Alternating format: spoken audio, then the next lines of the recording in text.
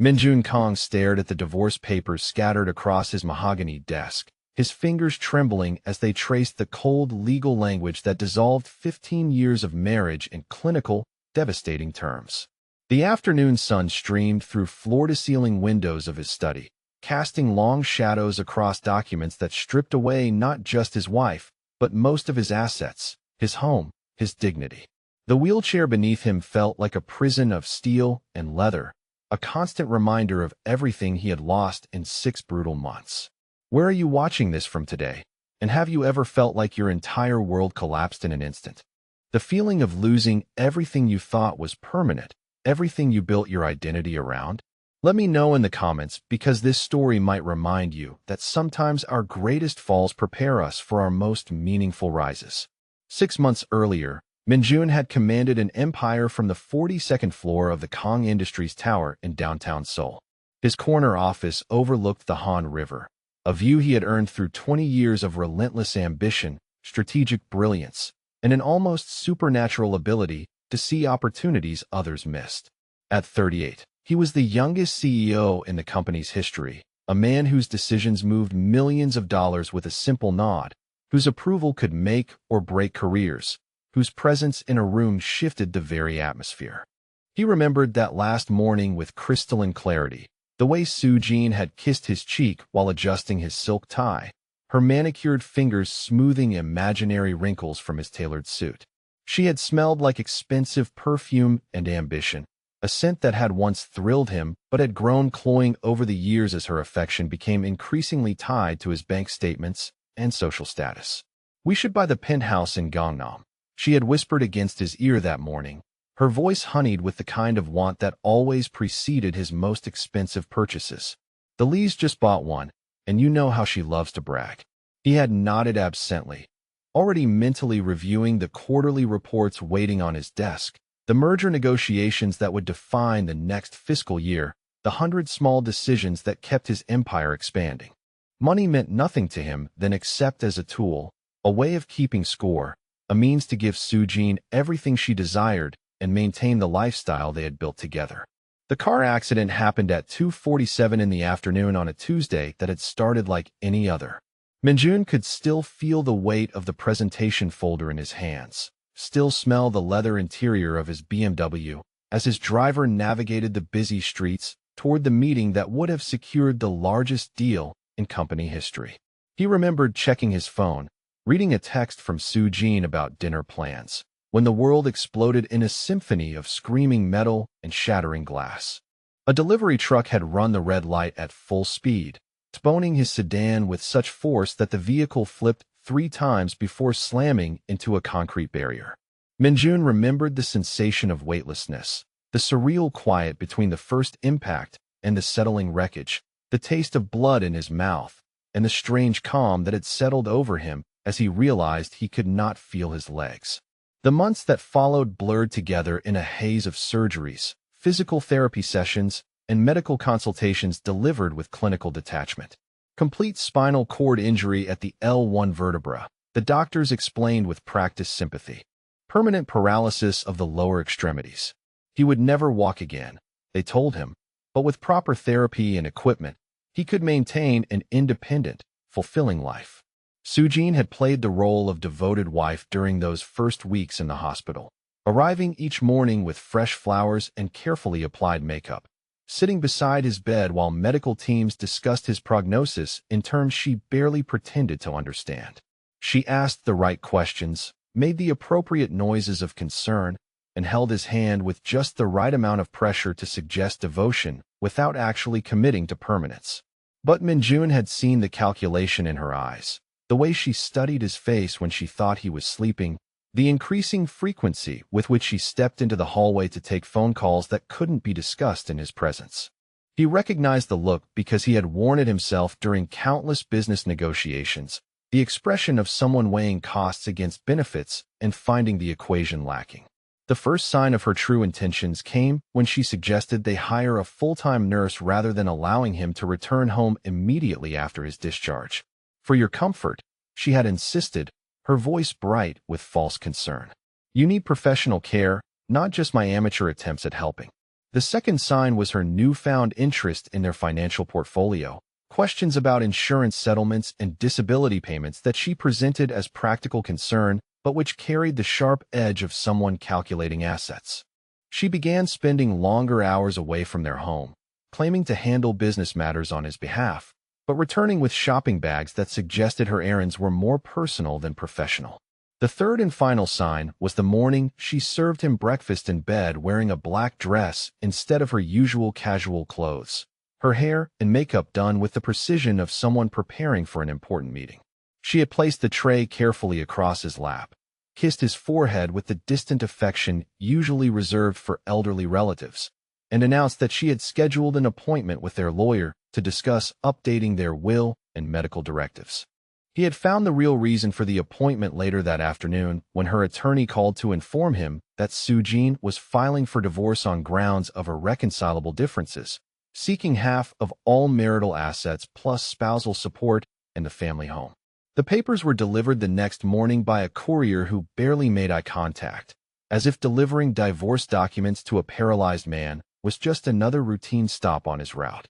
Now Minjun sat alone in the study that had once been his sanctuary, surrounded by the legal documentation of his wife's abandonment and the silence of a house that had grown too large for one broken man.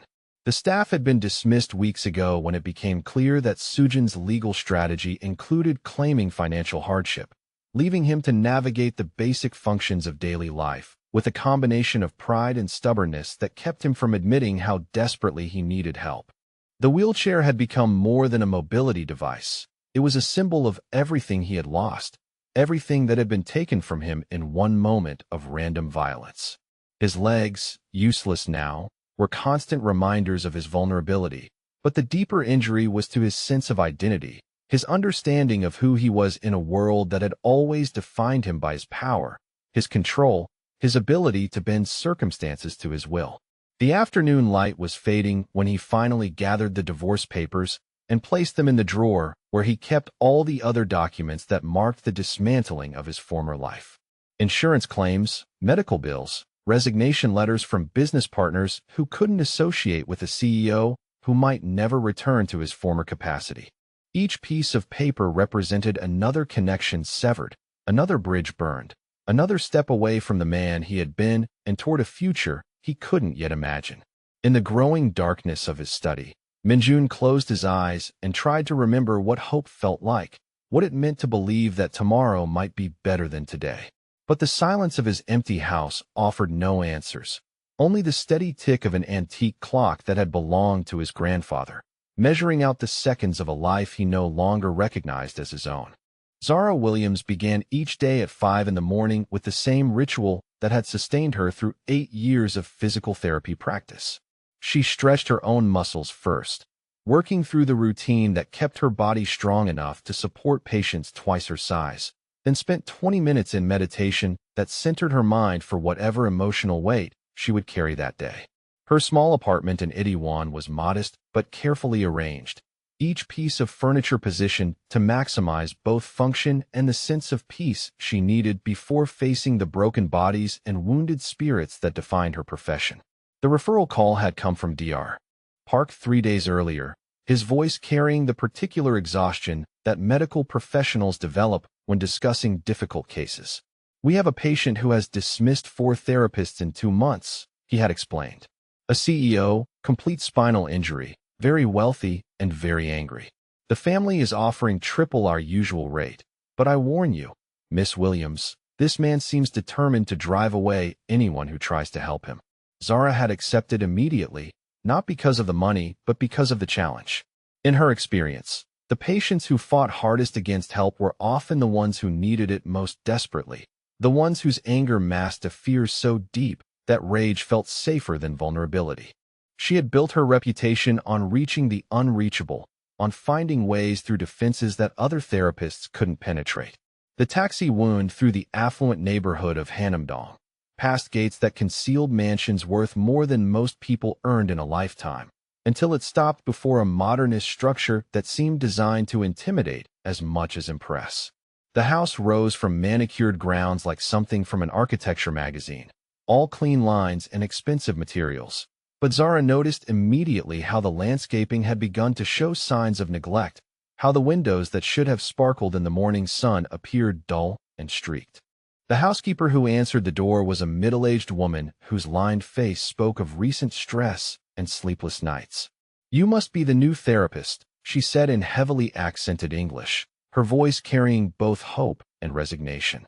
"I am Mrs. Choi. Please, you must be very patient with him. He is not the same man he was before." The interior of the house reflected the same expensive emptiness as its exterior, rooms filled with beautiful objects that felt more like museum displays than living spaces. Zara followed Mrs. Choi down a hallway lined with awards and photographs, showing a confident man in business suits shaking hands with politicians and celebrities, images that documented a life that now existed only in memory. They found Minjun in what had clearly been redesigned as a makeshift therapy room, though the exercise equipment looked untouched and the rehabilitation mats remained folded in a corner. He sat in his wheelchair facing floor-to-ceiling windows that offered a view of Seoul stretching toward distant mountains. But his attention was focused on a tablet in his lap, his fingers moving across the screen with the mechanical precision of someone trying to lose himself in work. "Mr. Kong," Mrs. Choi announced gently, "your new physical therapist is here." Minjun looked up slowly, and Zara felt the full force of his assessment as his dark eyes traveled over her with the clinical detachment of someone categorizing a potential threat. She was used to this initial evaluation from patients, the way they tried to determine whether she would be easy to intimidate or dismiss. But there was something particularly sharp about his gaze, an intelligence that had clearly been honed by years of reading people for weakness. "Another one," he said finally, his voice carrying the flat dismissal of someone who had already reached his conclusion. "Let me save us both some time. I don't need therapy, I don't want therapy, and I especially don't need some foreign woman who thinks she can fix me with positive thinking and exercise routines designed for people half my age." Zara moved further in.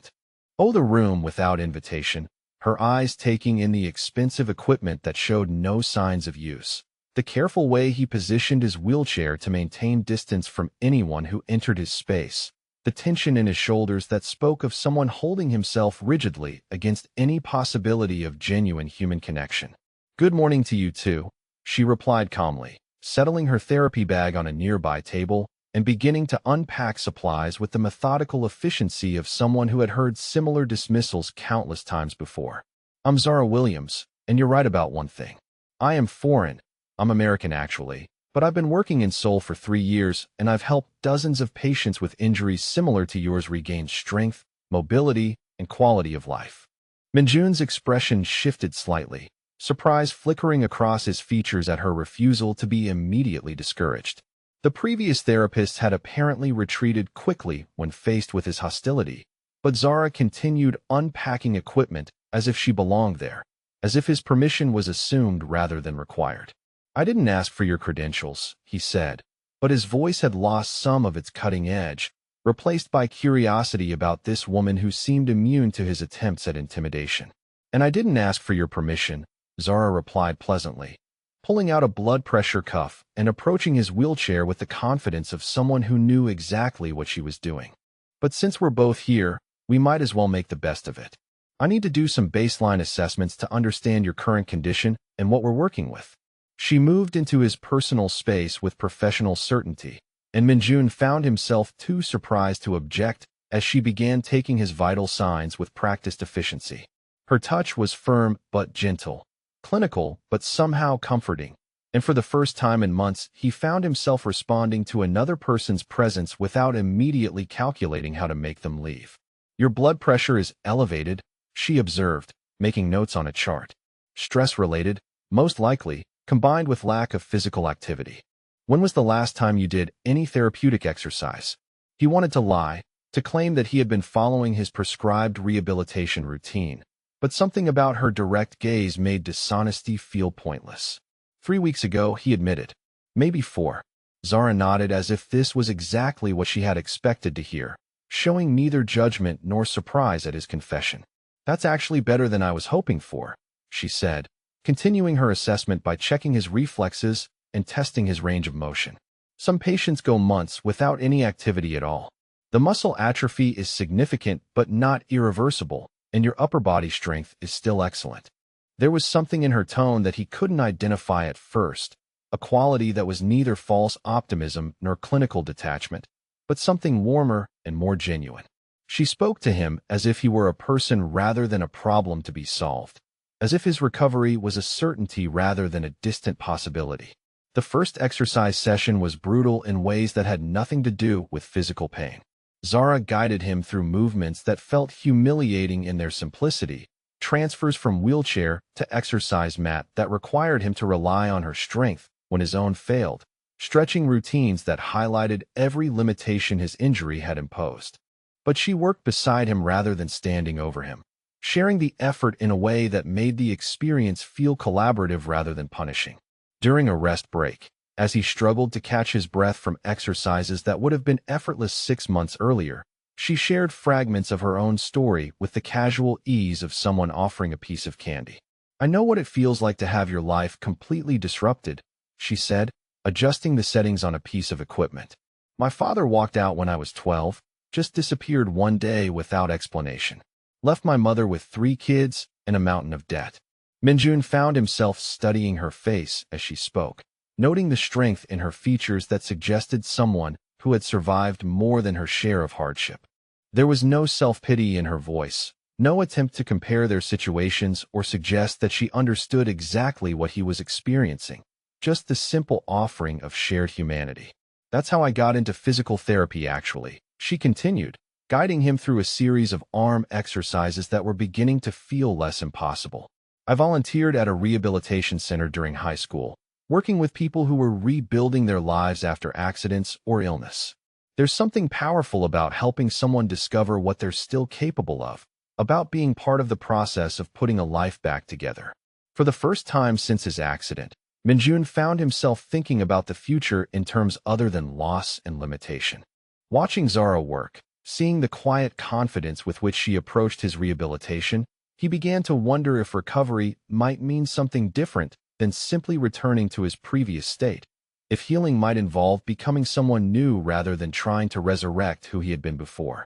The session ended with a small but significant victory, a transfer from his wheelchair to the exercise mat that he completed with minimal assistance, a movement that required him to trust both his own remaining strength and Zara's support. As he settled back into his chair, sweating and exhausted but oddly energized, she made a note on his chart that she didn't try to hide from his view. Patient showed excellent cooperation and motivation during first session, she wrote in clear, confident handwriting. Prognosis for significant improvement is very positive. He wanted to dismiss her optimism as professional politeness, but something in the way she had worked with him, the genuine investment he had seen in her eyes as she guided him through each exercise, made her assessment feel like more than mere encouragement. For the first time in months, Minjun allowed himself to imagine that tomorrow might be different from today, that the woman who had just packed up her equipment and promised to return the next morning might actually be capable of helping him find his way back to something resembling a life worth living. 3 weeks into their daily sessions, Minjun discovered something that surprised him more than any physical breakthrough. He had begun looking forward to 10 a.m. The sound of Zara's voice in the foyer as Mrs. Choi welcomed her had become the marker that divided his day into before and after, the moment when the oppressive weight of his isolation lifted enough for him to remember what it felt like to be seen as more than his disability. She had transformed his makeshift therapy room without permission or apology, bringing small changes that somehow made the sterile space feel alive again. A Bluetooth speaker that filled their sessions with music ranging from classical to contemporary Korean pop, explaining that rhythm helped with muscle memory and coordination. Plants that she claimed improved air quality, but which Minjun suspected were there simply because she couldn't stand rooms without growing things. A small refrigerator stocked with fresh fruit and the kind of energy drinks that tasted like hope rather than medicine. Today she arrived carrying a canvas bag that clearly contained something other than her usual therapy equipment, her expression holding the particular brightness that preceded one of her gentle rebellions against his carefully controlled environment. Instead of immediately beginning their stretching routine, she unpacked what appeared to be art supplies, spreading watercolor paints and brushes across the table with the same methodical care she usually reserved for medical instruments. "What is this?" Minjun asked, eyeing the unfamiliar materials with the suspicion he had developed toward anything that seemed designed to be therapeutic in ways beyond pure physical rehabilitation. "Art therapy," Zara replied without looking up from her preparations. "Research shows that creative expression can accelerate neural pathway development and improve fine motor control. Plus," she added with a smile that suggested additional motives, "I thought you might be getting bored with the same routine every day."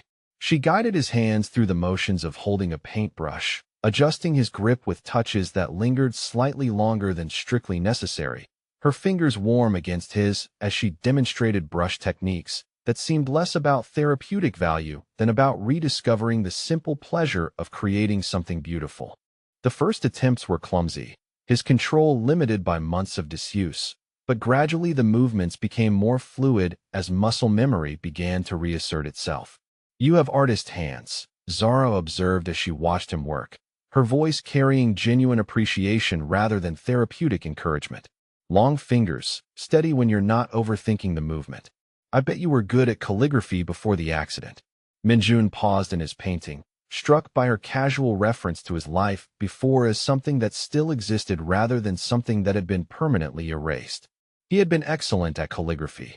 Actually, a skill his grandfather had insisted he master despite his modern business education.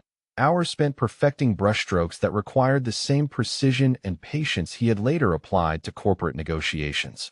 "My grandfather taught me," he found himself saying, the words coming easier than they had in months. He believed that beautiful writing reflected a disciplined mind, that the movement of brush on paper was a form of meditation that would serve me well in business. Zara leaned closer to examine his work, and he caught her scent, something clean and warm that reminded him of morning air and fresh possibilities. The painting was abstract, colors bleeding into each other in ways he hadn't planned, but which somehow felt intentional, like his subconscious was communicating through pigment and water in ways his voice couldn't manage. "It's beautiful," she said simply, and he believed her because there was nothing in her tone that suggested professional courtesy or therapeutic manipulation. She saw something in his crude attempts at art that felt genuine, something worth praising that had nothing to do with his injury or recovery, but which spoke to who he was as a person. Their afternoon session was interrupted by the sharp click of expensive heels on marble flooring, a sound that made Minjun's entire body tense with recognition before Sujin appeared in the doorway. She wore the black designer dress she reserved for important meetings, her makeup applied with the precision of someone preparing for battle, her smile carrying the particular cruelty of someone who had timed her arrival for maximum impact. "Minjun, darling," she said, her voice dripping with false sweetness as her eyes swept over the art supplies and exercise equipment with obvious disdain. "I see you're keeping busy with your little hobbies." Zara immediately moved to begin cleaning up the painting supplies, but Minjun stopped her with a gesture that surprised them both, his voice steady as he addressed his ex-wife. "What do you want, Sujin?" "The legal settlement isn't sufficient," she replied, dropping all pretense of affection as she moved further into the room, like a predator claiming territory. "My lawyer says we can renegotiate based on your improved circumstances. This house, for instance, is far too large for someone in your condition. You should consider something more practical, more accessible." Minjun felt heat rising in his chest, the familiar rage that accompanied any interaction with the woman who had abandoned him when he needed her most. But before he could respond, Zara stepped forward with the quiet authority he had learned to associate with her most determined moments. "Excuse me, but this appears to be a private conversation. Perhaps I should give you some space to discuss family matters."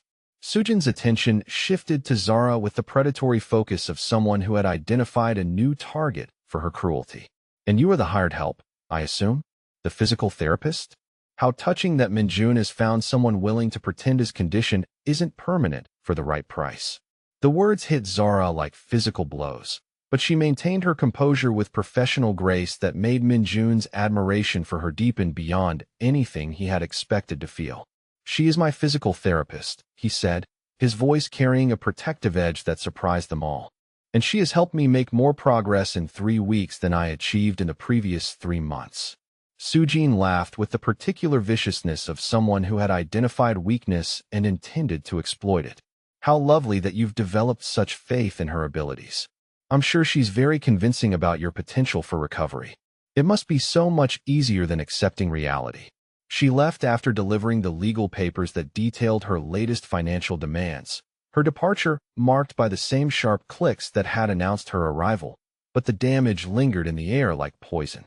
Minjun sat in his wheelchair staring at documents that reduced their marriage to monetary calculations while Zara quietly finished packing her supplies, her movements careful and deliberate in the way of someone processing emotional information.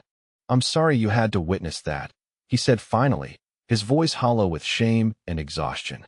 Zara looked up from her bag, her expression serious but not pitying. "I'm sorry you have to deal with someone who would kick you when you're already down. But I want you to know that everything she said about your recovery, about your potential, about this being some kind of elaborate pretense, it's all wrong." She moved her chair closer to his wheelchair, close enough that their knees almost touched, her eyes holding his with an intensity that made it impossible to look away. "You have made incredible progress, Minjun. Not just physically, though that's been remarkable, but emotionally, mentally. 3 weeks ago you couldn't complete a simple transfer without help. Today you painted something beautiful while discussing your grandfather's influence on your life. That's not pretense, that's healing." The conversation that followed stretched into the evening as Mrs. Choi served dinner and Zara accepted his invitation to stay, their usual professional boundaries dissolving into something more intimate and honest. They talked about childhood dreams and adult disappointments, about the difference between the lives they had planned and the ones they were actually living, about the strange ways that tragedy could strip away everything you thought mattered and force you to discover what actually did. Zara told him about growing up in Detroit, about working 3 jobs to pay for physical therapy school, about the patients who had taught her that healing was never just about the body, but always about the whole person.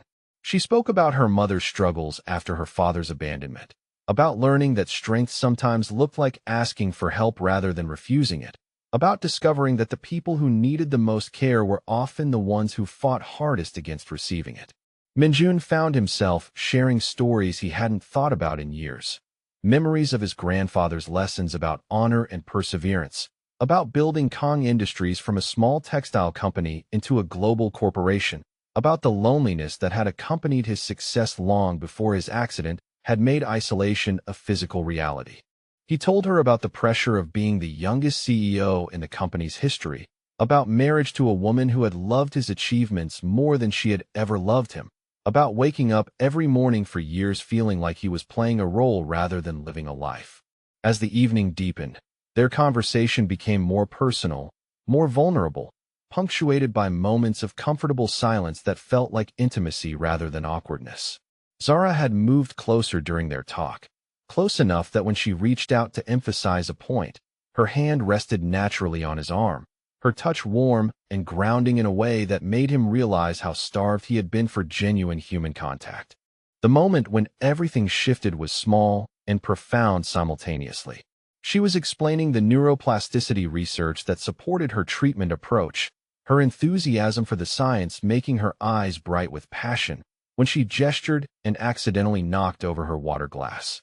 They both reached to catch it at the same time, their hands colliding in midair, and suddenly they were staring at each other with an awareness that had nothing to do with physical therapy or professional relationships. For several heartbeats, they remained frozen in that position, her hand covering his, both of them breathing a little too quickly for the simple accident to explain. Minjun felt something awakening in his chest that he had thought was permanently damaged, a warmth that spread through his body independent of nerve function or spinal injury, something that had to do with the way she was looking at him, as if he were a man rather than a patient, a person worthy of desire rather than merely sympathy. Zara pulled back first, color rising in her cheeks as she busied herself with cleaning up the spilled water, but the charge between them remained in the air like electricity before a storm. They finished the evening with careful politeness that couldn't quite mask the new awareness humming between them, professional boundaries that had been crossed in ways that couldn't be uncrossed, an understanding that whatever was developing between them had moved beyond therapeutic relationship into territory neither of them had planned to enter. After she left, Minjun remained in the living room long past his usual bedtime, staring out at the Seoul skyline and trying to process feelings he had convinced himself were no longer possible. For the first time since his accident, he found himself thinking about the future in terms of want rather than mere survival, imagining possibilities that included not just recovery but happiness, not just adaptation but genuine connection with another human being who saw him as whole rather than broken. The crisis arrived on a Tuesday morning disguised as routine business correspondence. Minjun was reviewing quarterly reports while Zara guided him through resistance exercises when his phone rang with the particular urgency that indicated emergency. His assistant's voice carried barely controlled panic as she explained that the board of directors had called an emergency meeting without his knowledge, that several major investors were demanding immediate consultation, that whispers of hostile takeover had begun circulating through Seoul's financial district like wildfire. Emergency board meeting in 1 hour, Minjun told Zara as he ended the call, already reaching for the business clothes he hadn't worn in weeks. They're trying to force me out while they think I'm weak. Zara immediately began packing her equipment, recognizing the shift in his energy from vulnerable patient to strategic businessman. But she moved closer rather than creating distance. You're not weak, she said firmly. You're different than you were before, but that doesn't mean weaker. Don't let them convince you otherwise. He looked at her then with an expression that was equal parts gratitude and something deeper, something that acknowledged how much her faith in him had become central to his sense of himself. The business suit felt foreign after months of casual clothes, the tie a reminder of the armor he had once worn daily. But as Zara helped him adjust his jacket with hands that lingered against his shoulders, he felt stronger than he had since before the accident. The board meeting was a calculated ambush orchestrated by his former business partner, David Lim, a man whose smile had always carried the sharp edge of barely concealed ambition. Seated around the conference table were faces Minjun had known for years, colleagues who had benefited from his leadership, but who now avoided his eyes as David presented financial projections and market analyses designed to support a single devastating conclusion. Kong Industries needed leadership that could be physically present, mentally sharp, and personally committed in ways that a disabled CEO could no longer provide. The attack was sophisticated and brutal, questioning not just his physical capacity, but his mental stability, his judgment, his ability to inspire confidence in investors and employees. David had prepared meticulously, armed with documentation of missed meetings, delayed decisions, and revenue shortfalls that painted a picture of a company in decline under compromised leadership. But Minjun had not built his empire by accepting defeat gracefully. From his wheelchair at the head of the conference table, he systematically dismantled David's arguments with the ruthless precision that had made him legendary in Seoul's business community. He cited numbers David had conveniently omitted, revealed strategic initiatives David didn't know existed, and demonstrated a grasp of company operations that made it clear his physical limitations had not affected his intellectual capabilities. The meeting ended with the board agreeing to table the takeover discussion for 2 weeks, enough time for Minjun to prove his continued effectiveness, but the battle lines had been drawn with devastating clarity. As executives filed out of the conference room, several approached him privately to offer support, but their nervous glances and careful language made it obvious that his position remained precarious. David remained behind after the others left, his expression carrying the cold satisfaction of someone who had landed the first blow in what would be a prolonged war. "This isn't over, Minjun," he said conversationally. "The board has legitimate concerns about your capacity to lead, concerns that will only grow stronger as long as you insist on maintaining this pretense that everything is fine." Minjun studied his former partner with the clinical assessment he had learned to apply to potential threats. "You've been planning this since the accident," he said, "waiting for me to show weakness so you could position yourself as the solution to a problem you helped create." David's smile sharpened with the pleasure of someone whose strategy had been recognized and admired. "Nothing personal," he replied. "Just business. You taught me that emotions have no place in corporate decisions, that successful leadership requires the ability to make difficult choices for the greater good. The drive home was silent except for the hum of traffic and the weight of Minjun's thoughts as he processed the implications of the morning's confrontation.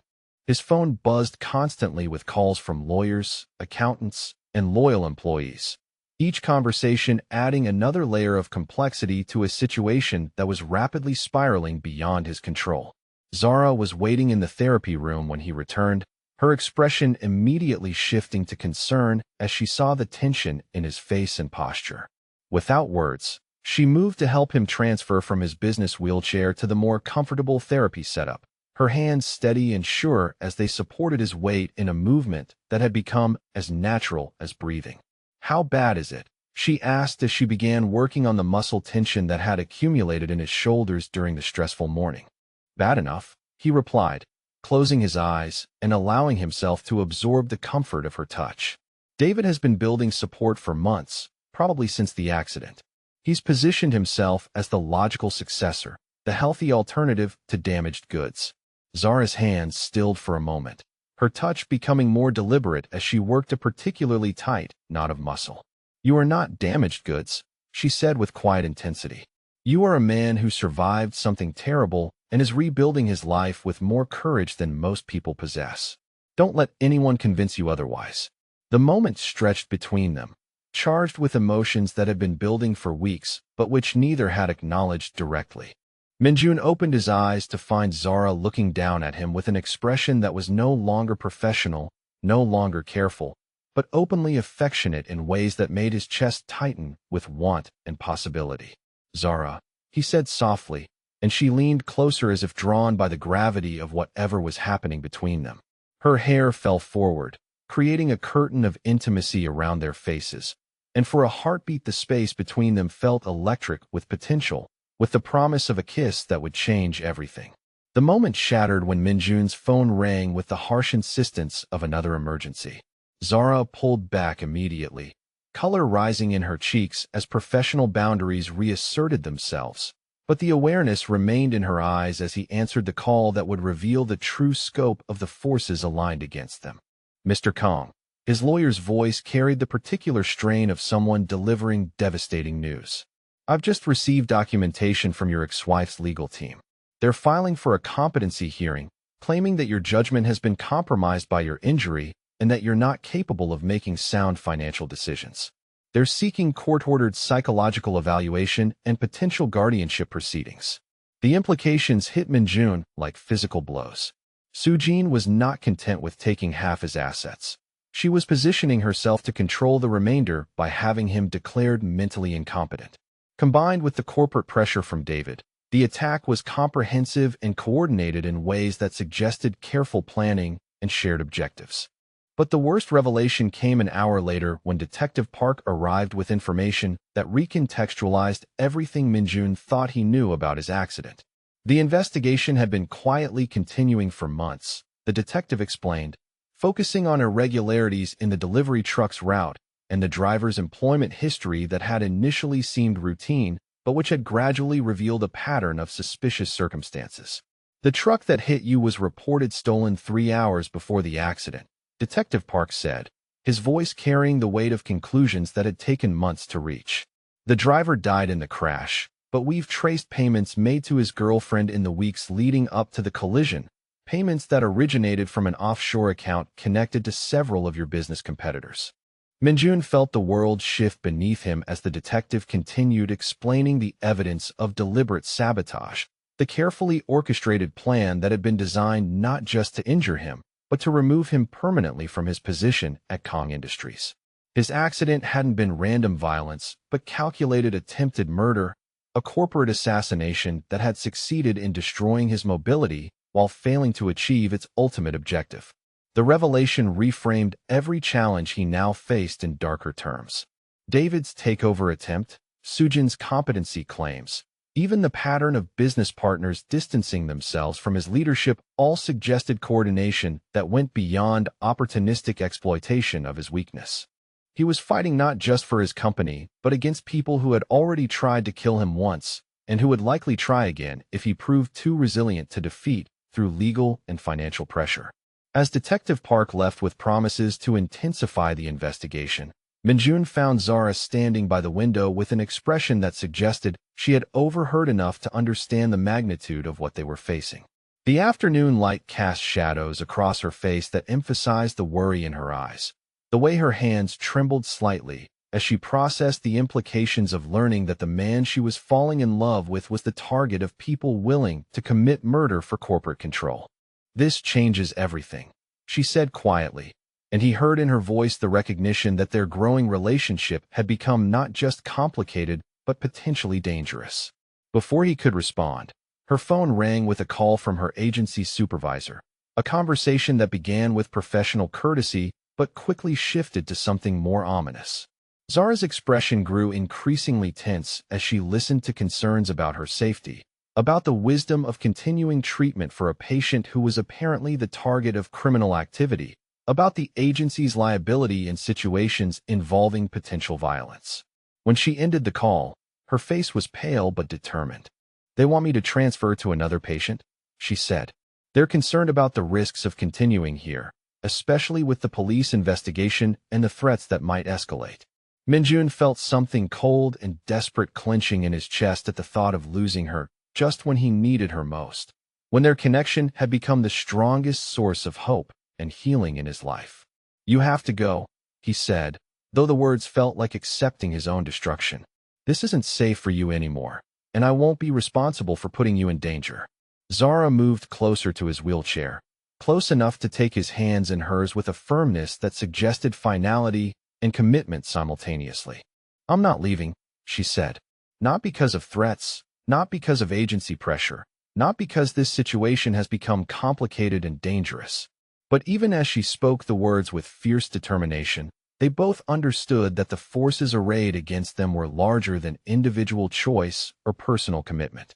The people who had orchestrated his attempted murder would not hesitate to target anyone who helped him rebuild his strength and influence, anyone who made him harder to defeat or destroy. The evening ended with Zara packing her equipment for what they both knew might be the last time, though neither would acknowledge the possibility aloud. As she prepared to leave, she kissed his forehead with a tenderness that carried all the words they hadn't been able to say, a promise that whatever happened next, whatever forces tried to separate them, the connection they had discovered was real and worth fighting for. After she left, Minjun sat alone in his study contemplating the chessboard of enemies who wanted him dead or destroyed, wondering if the woman who had taught him to hope again would become another casualty in a war he was no longer sure he could win. Minjun spent the night after Zara's forced departure doing what he had always done best, transforming rage into strategy. His study became a war room, the surfaces covered with legal documents, financial reports, and corporate intelligence that painted a clear picture of the coordinated assault on his life and livelihood. From his wheelchair, he worked with the methodical precision that had built his empire, making calls to allies across 3 continents, activating networks of loyalty and obligation that his enemies had underestimated. The revelation of attempted murder had changed everything, shifting the battle from defensive survival to aggressive counterattack. If David and Sujin believed his physical limitations made him vulnerable, they were about to learn that his most dangerous weapons had never required the use of his legs. By dawn, he had compiled evidence of financial irregularities in David's recent business dealings, documented connections between his ex-wife's legal team and several of his corporate rivals, and identified patterns of communication that suggested coordination dating back months before his accident. The conspiracy was broader than he had initially realized, involving not just personal betrayal, but industrial espionage and market manipulation on a scale that would interest prosecutors at the highest levels. Zara arrived at 8 in the morning despite his protests, despite agency pressure, despite the obvious dangers of continuing their association. She entered his study with the quiet determination he had learned to associate with her most stubborn moments, carrying her therapy bag and an expression that brooked no argument about her presence. "I told you I wasn't leaving," she said simply, beginning to unpack her equipment as if the previous day's revelations had been merely temporary obstacles rather than legitimate reasons for fear. Minjun looked up from the documents scattered across his desk, struck again by her extraordinary courage, by the way she faced danger with the same calm competence she brought to physical rehabilitation. "It's not safe here anymore," he said. "These people have already tried to kill me once. They won't hesitate to hurt you if they think you're helping me."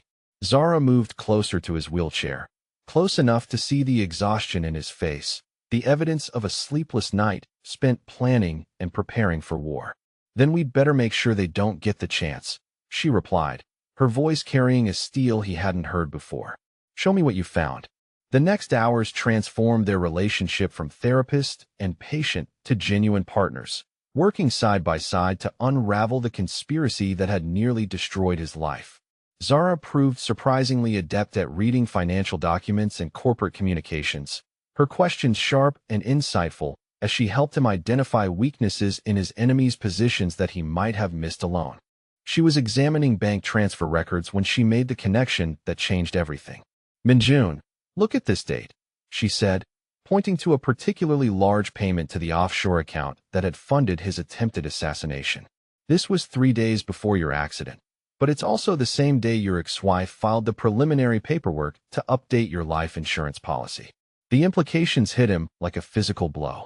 Sujin hadn't simply abandoned him after his injury. She had been planning his death, positioning herself to inherit his estate while appearing to be the grieving widow. The accident that had left him paralyzed had been intended to leave him dead, and her current legal maneuvers were simply the backup plan when murder had failed to achieve its objectives. Minjun felt something dark and cold settling in his chest as he processed the full scope of his ex-wife's betrayal. But Zara's hand on his shoulder anchored him to the present, to the fact that he had survived and was now in a position to strike back with devastating effectiveness. The phone call to Detective Park brought immediate action. Armed with the financial evidence Minjun had compiled, the police obtained warrants for arrests and asset seizures that would begin dismantling the conspiracy before his enemies realized their communications had been compromised. The timing was crucial. They needed to move before David's corporate takeover could be completed, before Sujin's competency hearings could proceed, before the people who had tried to kill him could regroup and try again. As sirens wailed across Seoul announcing the beginning of arrests, Minjun and Zara found themselves alone in his study, the adrenaline of their investigation giving way to awareness of how close they were sitting, how their partnership had evolved beyond professional boundaries into something that felt inevitable and necessary and right. "I need to tell you something," Minjun said, his voice carrying the weight of emotions he had been holding back for weeks. "These people, this conspiracy, it could have killed you. The thought of losing you, of having you hurt because of your association with me, it made me realize something I should have acknowledged before." Zara turned in her chair to face him fully, her eyes reflecting the same awareness that had been building between them since the moment they met. "What did you realize?" she asked softly. "That I'm falling in love with you," he said simply. "That you've become the most important person in my life. Not because you're helping me heal, but because of who you are, because of the way you see me as a whole person rather than a broken one." The confession hung in the air between them for a heartbeat before Zara closed the distance, her hands framing his face as she leaned down to kiss him with all the passion and tenderness they had been denying themselves for weeks. The kiss was soft and fierce simultaneously, a claiming and a promise that acknowledged both the love they had discovered and the dangers they would face together. When they broke apart, both breathing heavily, Zara rested her forehead against his with an intimacy that felt like coming home after a long exile. "I love you too," she whispered. "I've been fighting it because I thought it was unprofessional, but the truth is you stopped being just a patient the first day I met you." The moment was interrupted by Minjun's phone ringing with updates from Detective Park. The arrests were proceeding smoothly. David had been taken into custody at his office, and Sujin's assets were being frozen pending investigation into her role in the conspiracy. But the detective's voice carried a warning that made Minjun's blood run cold. Several key conspirators had disappeared before police could reach them, suggesting that someone had provided advance warning of the investigation. As if summoned by the detective's warning, the sound of approaching vehicles reached them through the study's windows. Minjun moved his wheelchair to look outside, his heart sinking as he recognized the black sedans that surrounded his property with military precision. The people behind his attempted murder had decided that legal and financial pressure was insufficient. They were prepared to use direct violence to eliminate the threat he represented to their interests. Zara immediately moved to the window beside him, her hand finding his as they watched armed figures exit the vehicles with professional efficiency. "How many exits does this house have?" she asked, her voice calm despite the obvious danger. "3," he replied, already calculating their limited options. "But they'll have those covered by now. These aren't amateurs. They've planned this carefully." The landline rang with the harsh insistence of an ultimatum. Minjun answered to hear a voice he didn't recognize, but which carried the cold authority of someone accustomed to violence as a business tool. "Mr. Kong," the voice said conversationally, "you have something that belongs to us. Corporate documents, financial records, evidence that could prove inconvenient for several important people. We're prepared to make you a generous offer for their return." Minjun looked at Zara as he responded, seeing his own determination reflected in her eyes. "I'm afraid those documents are no longer in my possession," he said. "They've been turned over to law enforcement agencies who are very interested in prosecuting attempted murder and corporate conspiracy." The silence on the other end of the call stretched long enough for Minjun to hear his own heartbeat before the voice returned with deadly calm. "That's unfortunate, Mr. Kong. We had hoped this could be resolved without additional unpleasantness. You have 10 minutes to reconsider our offer before we demonstrate the consequences of refusing to cooperate." The call ended with a click that sounded like a door closing on their chances of peaceful resolution. Minjun turned to Zara, prepared to insist that she find a way to escape while she still could, but the expression on her face stopped the words before he could speak them. "We're not giving up," she said with fierce certainty. "You didn't survive that accident and rebuild your strength just to let these people win now. There has to be another way." She was right, of course. He had spent months learning to fight battles from a wheelchair, discovering that his greatest weapons were his intelligence, his determination, and his refusal to accept defeat as permanent. The men surrounding his house expected to find a broken victim. They were about to encounter a man who had been forged into something harder and more dangerous by the very suffering they had inflicted. Minjun reached for his phone and made a call that activated the final phase of his counterattack. The security firm he had secretly hired weeks earlier moved into position around the property's perimeter, skilled professionals whose presence had been carefully concealed until this moment. The recording devices he had installed throughout his house began transmitting everything to law enforcement agencies and media outlets simultaneously, ensuring that whatever happened next would be documented and broadcast. But his most effective weapon proved to be Zara herself. As the men outside began moving toward the house, she helped him implement a plan that turned his supposed vulnerability into tactical advantage. Using the wheelchair lift he had installed for accessibility, they moved to the second floor where Minjun's grandfather's antique rifle waited in its display case, a weapon he had learned to fire from a sitting position during his recovery. The confrontation that followed was brief and decisive. The men who entered his house expecting to find easy targets instead encountered a defended position held by two people who had everything to lose and nothing left to fear. Minjun's marksmanship proved undiminished by his paralysis, while Zara's courage and quick thinking helped coordinate their defense until police reinforcements arrived in response to the live feeds streaming from his security system. When the last of their attackers had been subdued and arrested, Minjun and Zara found themselves holding each other with the desperate relief of people who had faced death together and emerged victorious. The conspiracy that had nearly destroyed his life was finally broken. The people responsible were in custody, and the woman he loved was safe in his arms. As emergency vehicles filled his driveway and investigators began documenting the scene, Minjun realized that the man who had emerged from this battle was fundamentally different from the one who had been broken by his accident 6 months earlier. He was stronger now, not despite his paralysis, but because of how he had learned to overcome it. Not in spite of his vulnerability, but because of how love had taught him to transform weakness into power. Looking at Zara as she coordinated with paramedics and police, he saw not just the woman who had saved his body, but the person who had restored his soul, who had shown him that healing was possible and that the future could hold more joy than the past had ever offered. 6 months after the night that changed everything, Minjun wheeled through the glass corridors of the newly redesigned Kong Industries headquarters. The building transformed to accommodate not just his needs, but those of other employees who faced physical challenges. The executive floors now featured ramps alongside stairs, adjustable desks that could accommodate wheelchairs, and meeting rooms designed for accessibility without sacrificing the sleek aesthetic that had always defined his company's image. The morning board meeting proceeded with the smooth efficiency that had returned to his operations once the conspiracy was dismantled and legitimate leadership restored. David's arrest had sent shockwaves through Seoul's business community, but it had also demonstrated Minjun's resilience in ways that enhanced rather than diminished his reputation.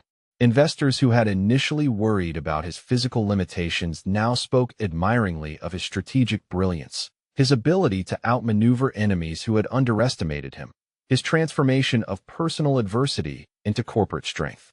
Zara arrived at noon as she did every Tuesday and Thursday, no longer his physical therapist, but his partner in the rehabilitation center they had established on the building's top 2 floors. The Kong Foundation for Recovery and Renewal had become Seoul's premier facility for helping accident victims and their families navigate the complex process of rebuilding lives after traumatic injury, combining cutting-edge medical treatment with the kind of emotional support that had saved Minjun's life. She moved through the therapy rooms with the confident grace he had fallen in love with, consulting with patients who ranged from corporate executives to construction workers, each receiving the same quality of care regardless of their ability to pay.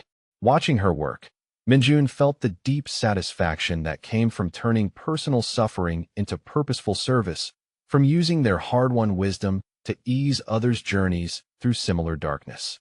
Their own journey had not been without continued challenges. The physical aspects of Minjun's recovery had progressed slowly, marked by small victories that meant everything to those who understood their significance. Last month, he had managed to stand briefly using parallel bars, a moment that had reduced both of them to tears of joy. Yesterday, he had felt sensation in his right leg for the first time since the accident, a flicker of nerve activity that might lead nowhere or might represent the beginning of possibilities they hadn't dared hope for. But the emotional and spiritual healing had been profound and transformative. Minjun had learned to define strength in ways that had nothing to do with walking, to measure success by the depth of his relationships rather than the height of his achievements, to find joy in simple moments of connection that his previous life had been too busy to appreciate. The afternoon brought the weekly wedding planning session that had become a source of both excitement and gentle comedy. Zara sat beside his wheelchair in the foundation's conference room, surrounded by photographs of venues, flower arrangements, and catering options while their wedding planner attempted to coordinate details for a ceremony that honored both Korean traditions and American customs. "I still think the garden ceremony would be beautiful," Zara said, holding up photographs of a venue that had been designed specifically for wheelchair accessibility. "Your grandfather's roses would bloom perfectly in May, and the symbolism feels right for a new beginning." Minjun studied the images with the same analytical attention he brought to business decisions, but his focus kept shifting to Zara's face, to the joy that illuminated her features when she talked about their future together. The specific details of their wedding mattered less to him than the simple miracle of having found someone who wanted to share his life, who saw their differences as complementary strengths rather than obstacles to overcome. The planning session was interrupted by Mrs. Choi announcing that Minjun's attorney had arrived with news about Sujin's final legal resolution. The woman who had once been his wife sat in a federal prison cell awaiting trial on charges of conspiracy to commit murder, insurance fraud, and racketeering. Her assets had been frozen and would likely be forfeited as proceeds of criminal activity, ensuring that she would emerge from prison with nothing except the consequences of her choices. Justice had been served, but Minjun felt only sadness for the waste of a life that had chosen greed over love, manipulation over honesty, destruction over the possibility of redemption. He had learned that holding on to anger was a poison that hurt the bearer more than the target. That true strength came from moving forward rather than dwelling on past betrayals. The evening brought a family dinner that had become one of Minjun's greatest sources of happiness. Zara's mother and younger brother had flown in from Detroit for their monthly visit, a tradition that had begun awkwardly but had grown into genuine affection as cultural barriers dissolved in the face of obvious love and mutual respect.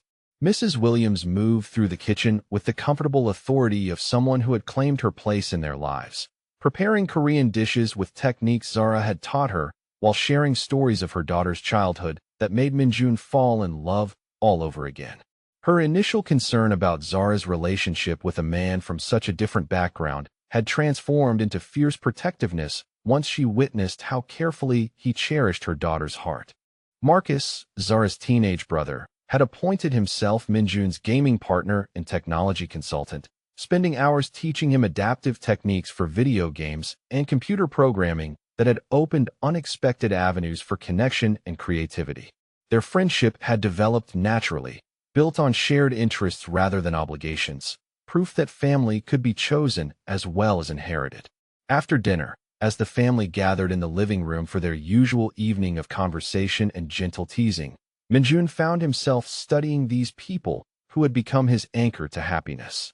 6 months ago, he had been completely alone, abandoned by everyone he had trusted, convinced that his life was effectively over. Now he was surrounded by love that felt more genuine than anything he had experienced before his accident, more meaningful than the superficial connections that had characterized his previous existence. The phone call that changed the evening's trajectory came from the Foundation's emergency line. A young couple had been in a motorcycle accident earlier that day.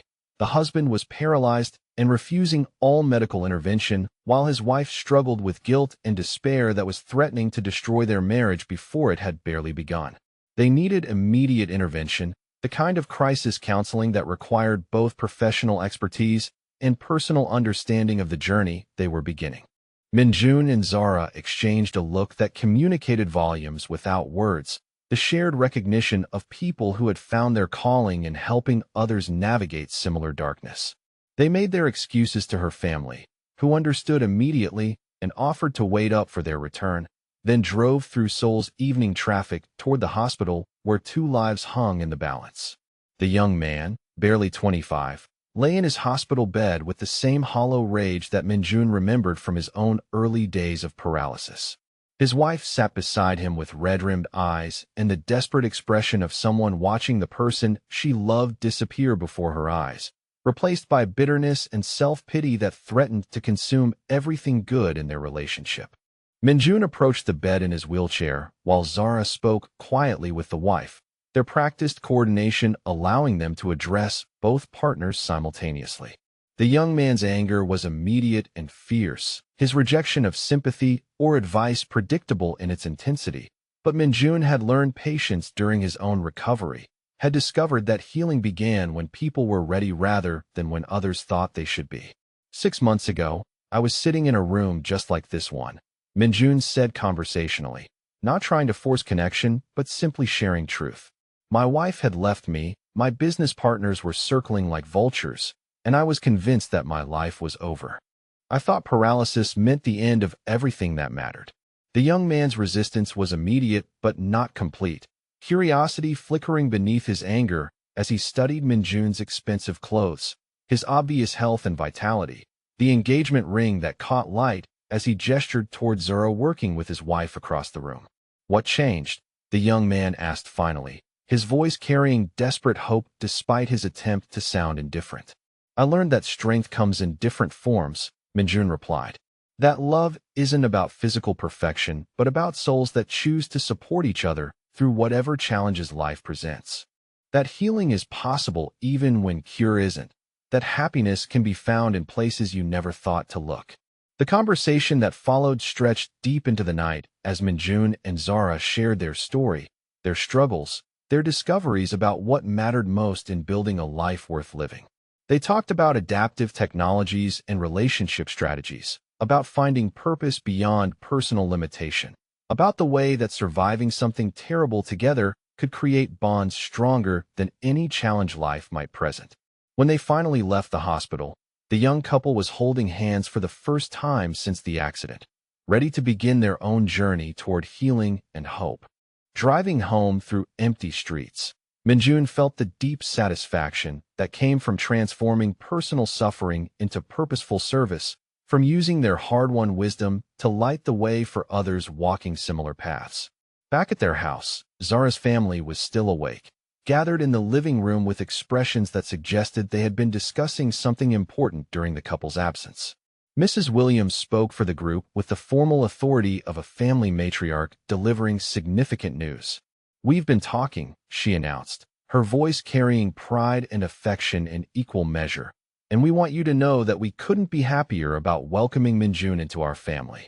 Not just because he makes Zara happy, though that's obvious to anyone with eyes, but because of the man he is, the way he's chosen to use his experiences to help others." Marcus nodded enthusiastically, adding his own perspective with teenage directness. "Plus, he's way cooler than any of Zara's previous boyfriends, and he's teaching me Korean, which is going to be awesome for my college applications." The laughter that filled the room felt like benediction, like official approval of the love they had discovered and nurtured through trials that would have destroyed a weaker connection. Minjun felt tears gathering in his eyes as he accepted the hugs and congratulations of people who had chosen to see him as family, who celebrated his strengths rather than focusing on his limitations. Later, after her family had retired to guest rooms and the house had settled into peaceful quiet, Minjun and Zara sat together on their bedroom balcony overlooking the Seoul skyline. The city sparkled below them like earthbound stars, beautiful and alive and full of possibilities they were only beginning to explore. "Have you ever thought about how life can surprise you?" Zara asked, her hand finding his with the natural ease of long practice. "How the worst things that happen to us can sometimes lead to the best things we never knew we wanted." As he considered her question, Minjun thought about the journey that had brought them to this moment. The accident that had seemed like the end of everything had actually been the beginning of a life more meaningful than anything he had previously imagined. The paralysis that had appeared to limit his possibilities had actually expanded them in directions he couldn't have foreseen. The love he had found with Zara was deeper and more sustaining than anything he had experienced before, built on a foundation of mutual support and shared purpose that could weather any storm. "I used to think happiness meant having control over everything," he said finally. "Now I understand that it means finding someone you trust enough to let go with, someone who sees your worth even when you can't see it yourself." Looking at this woman who had saved not just his body but his soul, who had shown him that healing was possible and that the future could hold more joy than the past had ever offered, Minjun felt grateful for every twist of fate that had led him to this moment, this love, this life they were building together. Have you found that kind of strength through love in your own life? The kind of connection that helps you become stronger than you ever thought possible, that turns your greatest challenges into your most meaningful growth? Share your thoughts in the comments about how love has changed your perspective on what's truly possible, because stories like Minjun and Zara's remind us that our most beautiful beginnings often come from our most difficult endings.